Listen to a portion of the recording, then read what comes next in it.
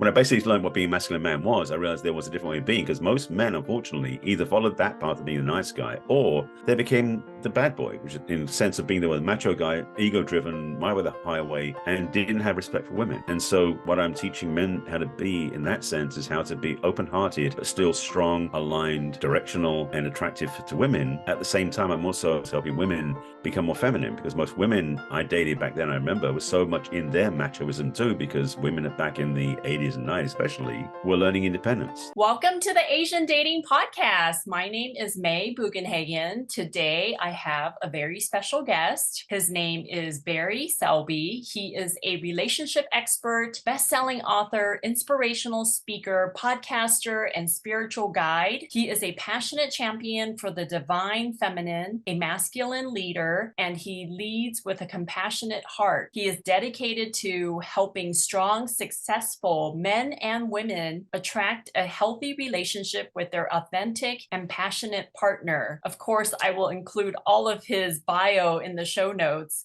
Today, we're going to talk a little bit about his best-selling book, 50 Ways to Love Your Lover. And welcome to the show, Barry. How are you? Thank you, May, for having me. I'm doing well. I'm glad to be here. So I know you're an expert podcaster, an expert speaker. So tell us a little bit about how you got into the business and what you're doing today, and if there's any new projects coming up. How much time do we have? A lot of time. Don't worry about it. Okay. No, I guess the easy way to say how I got into this work is I made lots and lots of mistakes. That's the best way to start. And the thing is that I didn't just make lots of mistakes, but I also have spent many years involved in human development, personal growth, seminars, retreats, workshops for basically most of my adult life. However, I still kept making mistakes.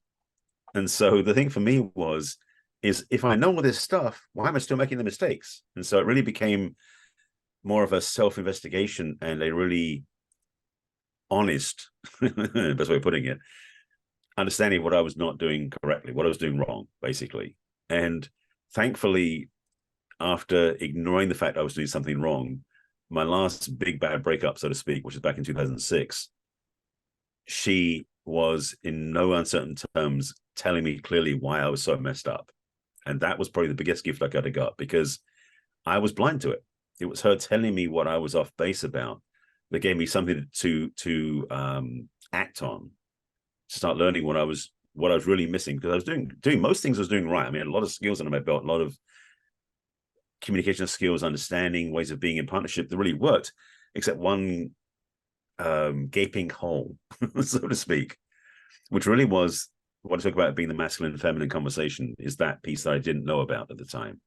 And only what being a masculine man was, because I was wired growing up in England in a very reserved, stoic Jewish family to be the nice guy, because my dad was the macho guy, which was emotionally constipated, for want of a better term, very stoic, held everything in, and didn't have much inclusivity. Very like, I'm taking care of everything, you just stay home and take care of stuff. And I couldn't be, I revolted against that. I just didn't want to be like that. So the only other choice I saw as a way of being was to be the nice guy, which is very passive and frankly didn't take charge. And for most of my life, that was the way I was. In my relationships, I look back now, not in horror, but certainly with compassion to see where I did go off course in those relationships. So when I learned what being a masculine man, which was the third option, because I saw one end of the spectrum was nice guy, one end of the spectrum was macho man or bad boy, I didn't know it was a third choice. And when I started being what masculine man was, it was like I came home to myself. It was such a I'll say reclamation is the wrong word, such a reunification to come back to myself, to know that's who I really was, because it includes parts of the nice guy and parts of the bad boy, but in a healthy way. And that was really I'll say the game changer, but it was the shift in my life that changed everything for me and also put me in line with why I do what I do, because part of being a masculine man is having a clear direction and purpose in life. And that's what this is about for me. So tell me, so in 2006 was when the breakup happened and you realized this other option of being a masculine man in a relationship. And that's what you teach your clients, right? Yes. And because I'm teaching men, not so much teaching, the way I describe it in a very informal way is I'm hoping men learn how to open their hearts without giving up their balls. Because I opened my heart and gave up my balls for many years, and that wasn't working either. So when I claimed my cojones back, so to speak, when I basically learned what being a masculine man was, I realized there was a different way of being. Because most men, unfortunately, either followed that path of being a nice guy, or they became the bad boy, which is in the sense of being the macho guy, ego driven, my way the highway, and didn't have respect for women. And so what I'm teaching men how to be in that sense is how to be open-hearted, but still strong, aligned, directional, and attractive to women. At the same time, I'm also what started this whole journey with work. It was helping women become more feminine, because most women I dated back then, I remember, was so much in their machoism too, because women back in the 80s and 90s especially were learning independence. They come out of the codependent structures and were getting their own jobs, their own careers, their own bank accounts. I mean, women didn't have credit cards till 71. So it's not that long ago women started having their independence, so to speak. And most women I was dating back then, and most men I think can attest to this, were more on the same level. So it wasn't a dancer relationship. It was more of a banging of heads. It was a competitive energy. And so what I'm helping a lot of women understand is that it's okay to be feminine and soft without giving up that power they work so hard to claim. How would you coach men to be a masculine man in a relationship? How would you describe the ideal masculine man? What is he like? Tell me about him. Well, he has to be able to listen, first of all, which is a big skill for a lot of men to learn, to be honest, because we aren't the best listeners. So being a better listener, but in a way that is something you can do from a whole place, a strong place, because the challenge is that it's easy to slide into the niceness area or the kind area and forget who we are. So for me, I wanted to learn myself is to hold a strong boundary in my work. And that's for men as well. And this is also true for women. Just to be clear, both sides need to learn how to have healthy boundaries. But for us men, it's about to be able to listen from a stronger place. Because one of the challenges, and I love, well, this is one of my teachers, Alison Armstrong, talks about this, is the challenge is that we are wired as men naturally to be problem solvers. We get things done, we handle things, and we put our feet up. That's kind of how we operate. When our partner is sharing with us and she's upset, our first instinct is, how do I fix this? Now, there may be reason to fix it so that she can be quiet, so you can get back to your beer or sort of thing, but also it's how do you fix it so that she can be happy? The challenge is when most women are voicing they're upset, they don't need to be fixed. I mean, this is a fact of life. Women do not need to be fixed. Let me be clear about that as a statement. But the thing is, when women want to vent, oftentimes it's venting so they can be heard, not to be changed. And for men, when we listen, the learning is for us men is that we don't need to fix anything. We don't need to get bored. We don't need to be defensive, because 90% of the time it isn't about us anyway, but we need to be present. So for me, what I learned to be was how to have presence with women, clients as well, and how to be listening and be available without trying to fix anything. And it changed all my female relationships. And I've been single for a long time. So these are just friends of mine and also clients, because I learned how to be that solid place that women need. And that's the biggest challenge for most women, is they can't find a man who's solid enough for them, because he's not anchored in his true self. Yeah, I every time I have a guest on the show, and as I'm talking about dating, I always think back to my own relationship with my husband, and we've been married for 6 years now. And I feel like the listening part is actually very true. Like sometimes I just vent to him and I just want him to listen, but then he's saying, well, you should do this or you should do that. And I'm like, I don't shoulda, I don't want to do any of that stuff. I just Right, want you to exactly. listen. Right. And that's also like coming home from a movie night or something. I just want him to ask me questions like, hey, how was the movie? Oh yeah, Barbie was great. Oh yeah, how was the movie? How were the actors? Like, I just want that kind of interaction, just even though it seems very trivial to him, it just shows that he's listening to me or wants to communicate with me. And sometimes when he doesn't ask me more questions about the movie, I'm like, what? He just doesn't care? Like, he doesn't care what I did for 2.5, 3 hours, So yeah, it's a very different communication styles between men and women. But what about, you mentioned the women should be embracing their feminism. Like, how do you make sure that the career women are still being feminine when they're out on a date? The biggest challenge, I think, for women oftentimes is to let their guard down and be trusting of somebody else. The feminine energy in a woman, because men and women carry both, just to be clear, as an understanding, we're on a spectrum, but men tend towards the masculine end of the spectrum and women towards the feminine end of the spectrum, just as a generality. And there's variations, of course, and movement along the spectrum. For a woman being in a feminine, especially if she works in the business world, is she has to come back to that energy. She's more than likely, if she's working in the business world, been embodying masculine energy to get things done, because she's in a masculine energy field. So it's like, it's goal-oriented, getting things done, completion tasks, all that sort of stuff, which is very male energy. When she comes home, the best thing she can do for herself is something that restores her femininity, which can be as simple as a bubble bath. In fact, I learned from one of my teachers, and I pass it on to any couples who are going through this, for the men especially, is if you come home first before your woman does, do her a favor without necessarily telling her. It doesn't be every night, but once in a while, have a hot bubble bath running with candles and soft music. When she comes in the door from work, you take her phone, her keys, and a bag from her. You lead her to the bathroom and say, "I'll see you in half an hour." So she can really restore herself, because for most women, they become a task-oriented skill set machine in a way. Because they come from work, then they start cooking dinner, then start doing this, start doing that. They don't turn off, and so they don't spend time really nurturing their own feminine energy. They're busy doing and doing, which is very masculine. And if a man wants the wife to do more stuff, for example, having more physical touch, sexual relationships and stuff like that, it's like, just do the dishes and they'll help her out, like, just do the dishes. Yeah, do the laundry, just clean the house. Like, yeah, we will do whatever you want if you just do there's so many memes like that. Yeah, absolutely. Yeah, it's like, if we can take tasks off of our woman's plate, she'll be forever thankful.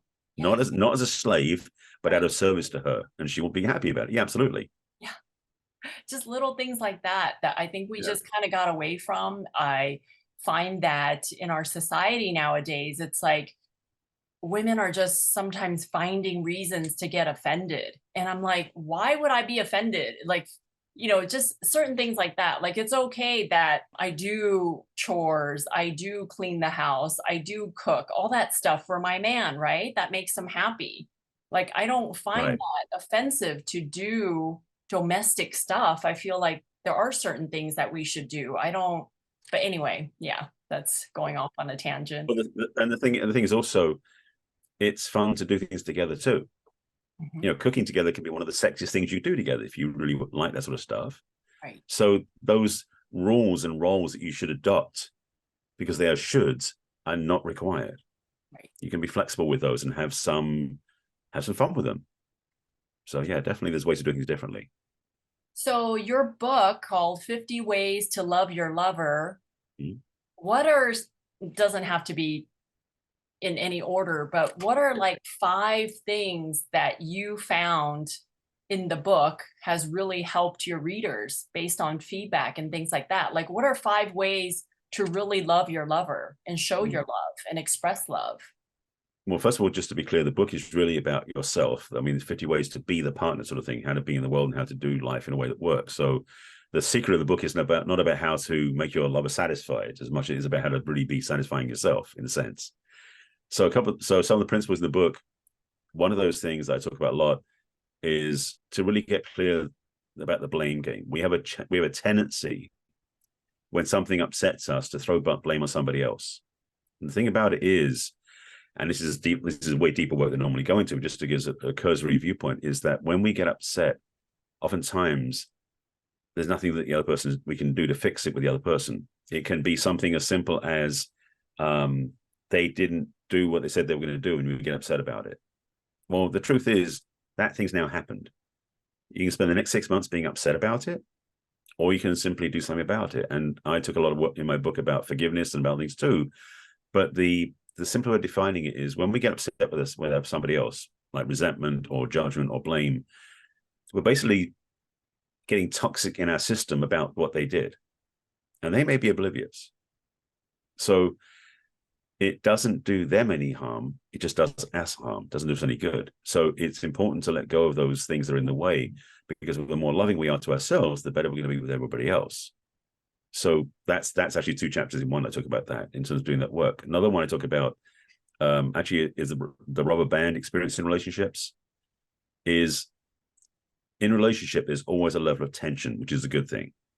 Because if it's too relaxed, then there's nothing happening. You've got a tension which creates the chemistry and the excitement and everything else. The challenge is that things happen in life. So one of the partners, not always both, has something that happens that changes their life. It may be a trauma, but more likely something they've chosen to do, like they took up yoga, or they went to a seminar, they read a book, or they met this great teacher, and they change. The thing is that partner hasn't moved or changed at all. So what happens is the distance between the previous partner and where the partner is now has increased. If you imagine the relationship is a rubber band containing the two, there's more tension on the rubber band between the two partners. When that happens, there are one of 3 things can happen. One of 3 things will happen. One of which is the person who hasn't moved looks at what the other person did and goes, I want some of that. I want to be like they are. I want to learn what they learned, and will grow their own way. Maybe the same thing, maybe something different, but they'll also move to the same place, which puts the relationship back into like homeostasis, makes it more balanced again. The second option is, which is extremely rare, is the person who's done the work, grown and become new and evolved, whatever you want to call that, new and shiny, looks back at their partner and says, you know what, my relationship's more important than this. I'm going to give that up and go back to my relationship the way it was. Very rare, but it does happen. The third option, which is the most common, because oftentimes when one person grows, the other person doesn't, neither one's going to change, is the relationship ends because they can't be together anymore because they become too different. So the rubber band is just the template I use for modeling that one. Another one I can talk about is, how was that, 3, 4? Trying to keep track of them. 3, that was 3. Going back to the rubber band please. example, so you're saying that if one person grows and she's doing yoga and, expanding her interests, he needs to also find something to grow and expand their interests, so then they don't pull apart the rubber band, right? Are you saying that he also needs to kind of move toward her so they could grow together? Otherwise, it won't work out. Well, the caveat is it does not have to be the same thing. However, Right. what's going to happen is if she starts to do things where she's learning new meditation techniques or doing new experiences, her viewpoint of the world is changing, and if his isn't, and it could be either gender, it's not something just using that for example, she's going to find that he's not going to be enough for her anymore. Right. So he's got to do, if he wants to be in that relationship, he has to choose, do his own work. Maybe he starts reading some new books that open up his mind to new ideas, or maybe he watches new videos, or he goes to a new teacher, whatever that is, so you both have new energy to bring to the relationship. It doesn't have to be the same thing. She could be go to yoga. He might go to yoga too because it's fun for him. Maybe he decides, that's not my thing. I want to go running on the beach or go hiking instead. Or something where they both feel recharged and renewed in their physicality can be good as well. So there's different ways of doing it. What's another way that you can love yourself more? Well, the biggest lesson I keep teaching my clients more than anything else is that you've got to be willing to heal your past before you go into a new relationship. We have now, because of the advent of smartphones and dating apps, we can swipe everywhere, have found the dating opportunity so easy that we don't think much of it. We just go, swipe, find somebody new, no problem. But the thing, and this is the biggest piece of the work I've done with my clients, is that we have a lack of awareness that when we meet somebody new, we suddenly discover 3-4 months into the relationship that the same sort of feelings are coming up, the same sort of issues are coming up, the same sort of patterns are showing up. And it's like the same as the last relationship, the one before that, the one before that. Well, changing the relationship partner does not fix the problem. Changes that come inside.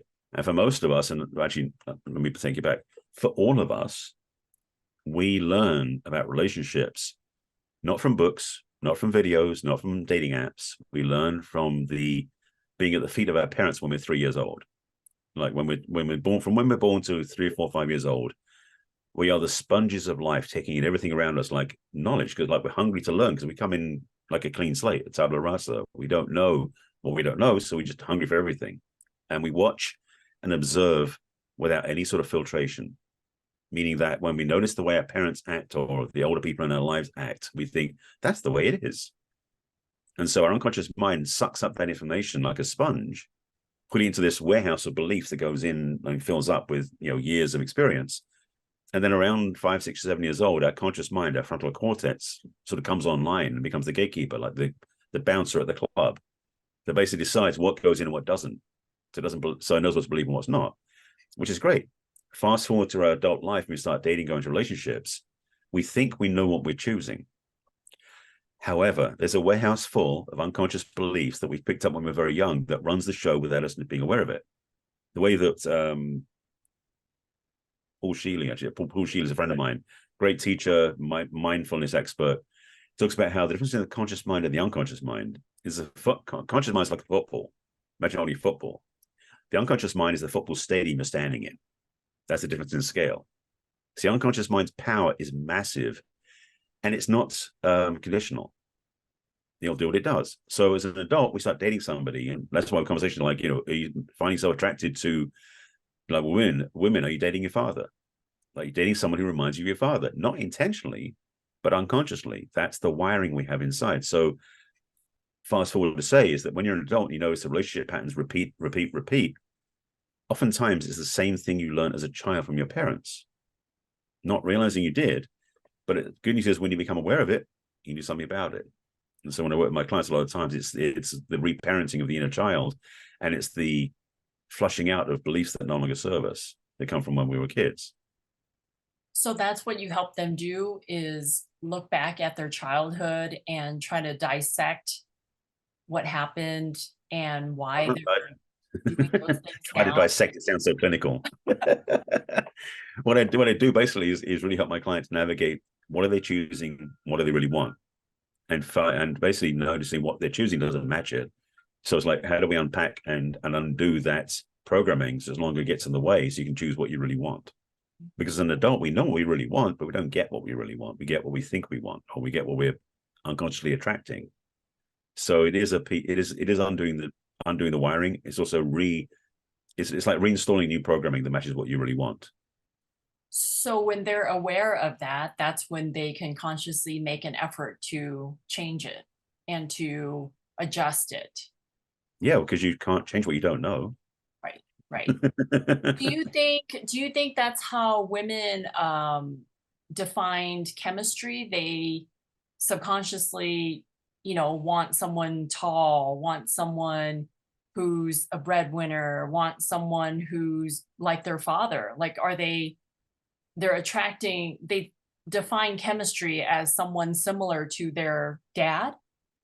I think you're conflating two things together the way I think about it. You're attracting to yourself someone who does match those qualities, yes, because that's what you've been programmed to think about. But the chemistry is still more than that. The chemistry is still the desire of the way I like framing it, this is in the book too, it's about chemistry, how chemistry, polarity, and love are interchangeable and they're renewable. Because most people, unfortunately, we get into a relationship, the chemistry is really on fire when they first get together. But 3 months or 3 years into the relationship, the chemistry's kind of died down. And chemistry is the result, I believe, of the magnetism created by the polar differences of masculine and feminine energy. Like if you take magnets, put a North Pole magnet and a South Pole together, they're very attractive to each other. You can't pull them apart. Well, the thing is, if you put magnets and draw together for a long time, they tend to lose the magnetism and they don't have the polarity anymore. Same thing is true with couples. Initially, when you get together, the chemistry between masculine and feminine is extremely magnetic. Pulling you together is very exciting, very fun. But if you're with the same person for a long period of time, the magnetism fades away. So chemistry is polarity-based, the way I frame it. And yes, there's a lot of stuff about hormones and things that other people talk about. That's not where I focus. I sense that chemistry is something we have. But the good news is once we have it, we can come back to it if it fades again. And the way to do that, like we're saying with the husband or the partner having his woman come home and going and taking a bubble bath, those are the things that get it back into feminine. He has to do things to get back in his masculine. And one of my teachers, I love talking about this, said, because if most partners go out to work and they come home from their long days, they've probably been expressing themselves in both masculine and feminine ways through the day. Both partners have. When they're driving, they're in the masculine. When they're doing things, they're nurturing, they're in the feminine. For general broad strokes. When they come home together, especially when they get back into sexy time, what a better phrase, then one way they can do it in a form of rituals and honoring is the feminine partner can, and it's true for gay or straight couples, just to make this clear, the feminine partner can in their imagination, like gather up all the masculine energy they've been using through the whole day into a little bundle they give to their masculine partner for safekeeping. Then the masculine partner does the same thing with all this feminine energy they've been doing all day. It gives their feminine partner for safekeeping. It's a way of retuning our energetics to create more polarity again. Because as a chemistry is the extreme differences between masculine and feminine. But when we get comfortable with each other, we tend to get in the same wavelength and we lose that attraction. So it is renewable. Does that answer your question? I think I may have gone off a bit with that one. Yes, yes. So what would you suggest for a couple who's been dating for a while now, and for them to, I guess, reignite their chemistry, and how to get back into that place aside from bubble baths and things like that? Right. What else can they do to reignite their chemistry? Well, another thing they can do is spend time apart. For men especially, they need to go do masculine things, which could be hiking, could go chopping wood, it could be going playing sports with the boys. I do things to get them back into their maleness, their energy. That really helps men get back into the place if they're naturally masculine. For a woman, it's doing things that are more feminine based. So it could be hanging out with their girlfriends. The good thing is that when women hang out with their girlfriends, they can talk and talk and talk, and other women will listen to them. The men don't have to carry that responsibility, which is a good thing for the men too. You know, it's selfish in a way, but it works. But doing things that reconnect you back to your natural polarity is the best way to reconnect to the energetics of the partnership. The challenge in a lot of relationships when they get married, especially when they have kids, is the couples don't have any way of getting back to their polarity. They get stuck in this best friends energy in a way. And so they lose the sexual connection and it becomes very flat in the relationship, unfortunately. So doing things that can give you back to yourself, and again, spending time apart is part of that because it gives you your own space to play in, can really help you get back to your true authentic nature. Because when you're in partnership for a long time, you sort of you end up sort of rubbing on each other in the sense that you have this sense of you just wear down each other's uniqueness. So you need that separate. So you're saying that it is healthy for the woman in the relationship to hang out with other women and to be feminine in their own way, and the man should also do his own thing, has his own interests, and hang out with the guys, go get a beer, go golfing, or whatever that may be. And then they could come back and appreciate each other's feminine and masculine energy. Yeah, and the caveat being that we're making aligning masculine with male and feminine with female. If that's the case, then absolutely yes. There are occasions the other way around, but yes, that is definitely the best. Not the best way. It's one of the easiest ways to do things because we forget. We get into a relationship and we put the relationship above everything else, and we forget we have a life on our own, doing our own thing, whatever that is. So having the chance to reconnect back to our values, our core, is important for the relationship to thrive. So what do you think about those relationships where the husband and wife or boyfriend and girlfriend do everything together? Like they're always together and they're shopping together, hiking together, going on vacations together. Do you know what I mean? Like they do everything together and don't have other friends outside of their relationship. Is that Well, like if you can, unhealthy then? not unhealthy. If that relationship works and they can still keep they sort of the chemistry and the sexual attraction and the joy going, that's a gift to keep enjoying, absolutely. But for some people, it's like if the partner's the only focus they have, that can get smothering. Yeah. And it's a danger that way, frankly. You need to have some sort of interests that you do, even if it's going out on your own to do things like going to movies on your own or going to dinner on your own. Right. It's necessarily you have to go and see other friends. You sort of have to artificially generate friendships, but you need to have time apart to make coming back together more fun. Right. Right. You know, Do we talk about the fifth way? Do we talk about another way? No. I've lost count now. Give me one more. Give me one more. One more. Okay. This is actually more for the men, but it's also for women too, about knowing what your place in the world is, like what you're about, what you're up to, what your gift to the world is. Because I said earlier about being suffocating myopic in a relationship can be stifling. It's not very healthy. But knowing what your why is, and what for men especially, this is a critical thing for men. It's what I had to learn myself. Is the way that one of my teachers, David Data, puts it: is a man's purpose must come before his relationship. And that's in one of his books that I refer to all the time. And so for us men, we need to have our why established. Are you pulling out the book? That's the book. That is so funny. I've had this book, and I think I met him 16 years ago. How long has this book been around? Do Oh, you it's know? got to be 30 years now, at Okay. least.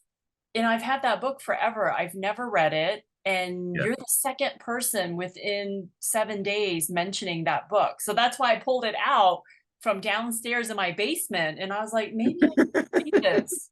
So Well, so first of all, that's I'm talking about chapter 7 in the book. I know the chapter very well. And I started with David Data back in 2008, 2009 in LA and then in San Francisco on Tiburon, actually. He's an amazing teacher, very strange guy, but he's got that book's the seminal book. The Way of the Superior Man was a book that changed my life. I taught from it for a while. I taught men's groups with that book. I love the book because it's written in a way for men to understand. It's short chapters, short attention span. It works for us men. But one of the there's two chapters that stand out for me. One of them is, and I know I'm quoting his book, not my book, but one of them is a man's purpose must come before his relationship. The other chapter, which really shocked me, but really taught me a lot, was live as if your father is dead. Because most boys have this fear of showing up their dad as less than them by exceeding them. Even though most dads want their sons to exceed them, most boys think there's something wrong with that. Like they can't shine up their dad. Their dad needs to be their hero because dad's God to them. And so I didn't realize I was carrying this thing where I didn't want to earn more than my dad did. I didn't want to succeed more than my dad did because that would be somehow disowning him or something like that. That was the wiring we had. So that's one of the chapters I like. Anyway, back to man's purpose for his relationship. That was fundamentally a shift for me because I thought growing up the relationship was the most important thing in life, period. And it's easy to suffocate a relationship when you do that. I proved that several times. A purpose means that a man is driven by something that he has clarity, direction. It's like he knows how to navigate the world. And frankly, when a man has purpose, most women find that way more attractive than doesn't have that. So it's important for a man to have that understanding, his purpose. I've actually edited it myself since then because I believe, because of my own personal growth and my spiritual path, is that a man's relationship to spirit, to God, whatever we call it, must come before everything else. So man's relationship to, what do we call it, God, spirit, the universe, then relationship to purpose, then relationship to his partner. Because it doesn't make the relationship third. What it does, it takes the pressure off the relationship to be all the things that it doesn't have to be. So having that understanding, and for women too, having their understanding about what the relationship to the world is not necessarily the same focus it is for men. One of the things that women have that men don't have is the comfortable ability to multitask and imagine and juggle several things at once. We're much better at one thing at a time. yeah. Give us one task, we get it done. We'll be oblivious to anything else. We're done, we succeed, we're complete. Great. Give us the next one. For women, juggling several things at once is easy. So recognizing the strengths that we both have and honoring those strengths is a much healthier way of being in a relationship too. I love it. I love it. Now, obviously, this is a dating podcast. So, Yes. what is the most common mistake women and men make in a relationship according to your years of experience in this industry? The biggest trap I would say that we've both fallen into is that we think that we'll be made whole when the other person loves us. That will be complete. That a relationship will make us feel okay. The quote I refer to most often is from Jerry Maguire when he says, "You complete me." Right. It is the most heinous codependent statement I could think of because I have a passion for people being totally free of that. And when you're dating, to be the best partner you can be, you got to come from wholeness. So if you're waiting for the other person to make you feel whole, you're playing like in deficit. So for dating for men and for women, you want to be looking at a partner who's adding to your life, not filling something you think you're missing. That's the biggest difference I would suggest.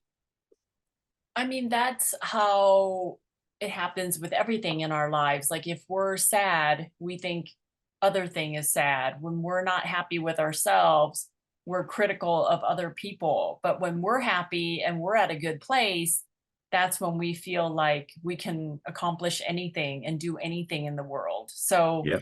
yeah, that you can't wait for someone to complete you. You have to be happy with yourself before you can do anything in life. I mean, Yeah. yeah, yeah, that's so true. That's so true.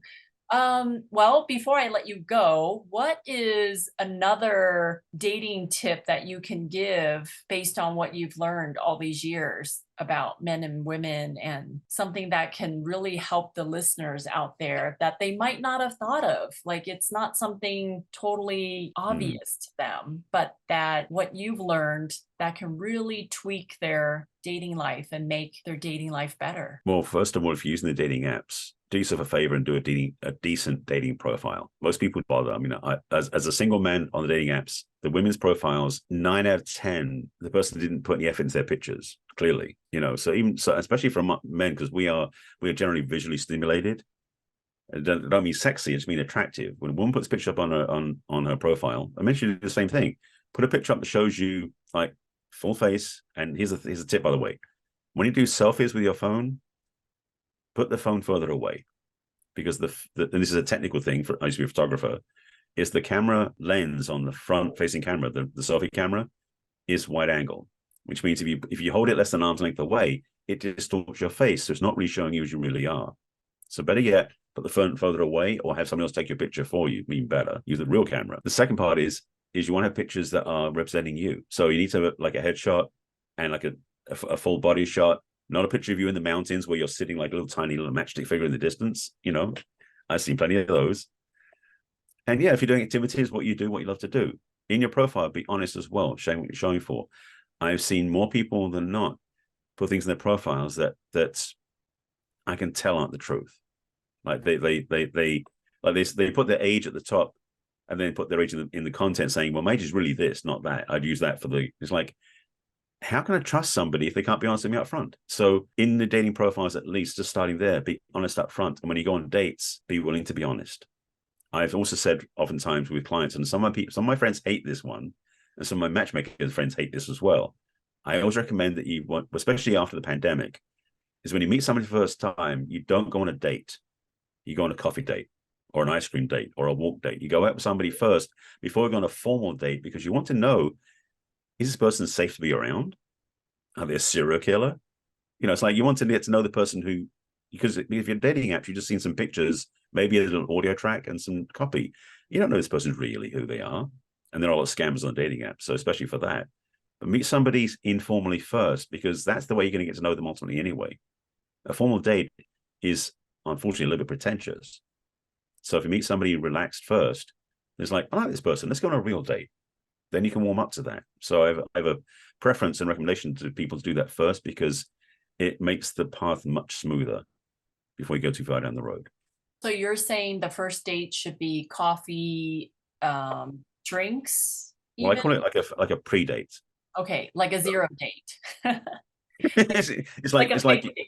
well, the thing is, in the old days, you meet somebody socially or at work or on the gym, wherever you meet them, you meet somebody first, you get to know them there, then you go on a date. Right, The dating apps, you skip that step. So I'm saying do something casual, informal first to decide if you want to go on a date. right. You know? Okay. What else? You said the photos. That's a great tip. Make Mm-hmm. it far away, have a friend take photos of you. You, as a single person using dating apps, what are other things that you find a turnoff about women's profiles? Lack of information, like they're not putting in effort. Oh yeah. They, Profile. Okay. What else? it's okay to put what you really want in there, and don't put the generic stuff in there. Put in what you really do value, what qualities you want, what partnership you want to be like. And this is a safety tip, by the way, just taking it on the level, is most of the dating apps now have built-in audio and video communication. For ladies especially, but for some men as well, because there are lady scammers out there as well. I recommend before you even get together and physically, have a audio or video call inside the app with the person, so you don't give out your phone number, you don't give away any personal information, so you know if they're safe to be around them. This is just I know it's a scary thing to say, but unfortunately there've been a lot of scams out there, so I recommend that too. But in your profile, this is the thing: if you haven't had a lot of people liking clicking on your profile, don't get desperate. Hold out for what you really want. That's the other part too, because some people do tend to jump at everyone that likes them because they think they won't get what they really want. So that helps too. So you're saying communicate within the app, don't give out your phone number. But what if you get like a Google number for dating? Should you give If that? you have a Google number, that's true too. Most people don't think that far ahead. Right. But the thing is, the apps have been really getting smarter about this, about making communication within the app safer, so that way your information is totally protected. Because that way you know the person's, oh, this person's real, you know, because when the person on the other end turns out to be different skin color, different country, different gender than the person you were looking for, there's something wrong there, you know? Now, how long should you communicate on the app before you meet in person? Like, do you text each other back and forth a couple days and then you should ask for a video call or a phone call? I would strongly suggest that if you're looking to date and you want to meet somebody, don't waste time with 3 weeks of texting. Yes, text communication initially start the ball rolling. Jump on a video or an audio call in the app if you can. If you trust or you feel strong enough, then use the Google Voice number to call that way outside the app. And then if you like what you're hearing, set up a date in person. You know, make it, move it quickly. Yeah, coffee date. Okay. All right. Because the thing about coffee dates, this is the thing is, and this is one of these other things too. When if a man takes a woman out on a fancy date, there can be this unspoken thing about owing somebody something. It can get really energetically toxic. So having a pre-date where it's coffee, it's meant to be no big deal. So you can basically get to say, is this person somebody nice or not? Do I like this person? Great, we're going on a real date. Yeah. Yeah, I love it. Well, thank you, Barry. I can't believe how time has flown for us, but any last minute words of wisdom for the audience, and how would they get in touch with you? Of course, I would put all this in the show notes, but any last advice or comments from you? Basically, I think what we said is covered pretty much everything. The one thing I would say again and again is your relationship with yourself comes first. If you take care of yourself and have a really good relationship with yourself, you'll raise your standards of what you deserve and what you desire, and that's going to be a good thing for you as well. It makes dating much easier. If you come from a place of desperation and need, you tend to find the dating qualifications drop too far. So keep the standards higher by taking care of yourself first and being deserving. And you said you put everything in the show notes. I do have the QR code, that QR code above, which people can scan. That gets you in touch with me as well. It's the little thing I learned recently you can do. So if you want to find me, they can get help. And my book is on Amazon, so definitely recommend getting my book, because that's a good starter point to get going. Sounds like a great book. I will get myself a copy as well. Well, thank you so much, Barry, for spending time with me today. And for people out there, men, if you're looking to hire a matchmaker or want me to help you find a lovely Asian woman, go to twoasianmatchmakers.com. And Asian women, if you're single and want to be set up and you like my philosophy on dating and my outlook on this industry, you can find me at twoasianmatchmakers.com and fill out a profile with me. That way I can reach out to you if there's a great guy. Thank you, Barry. I will talk to you later. Pleasure. And bye, everybody.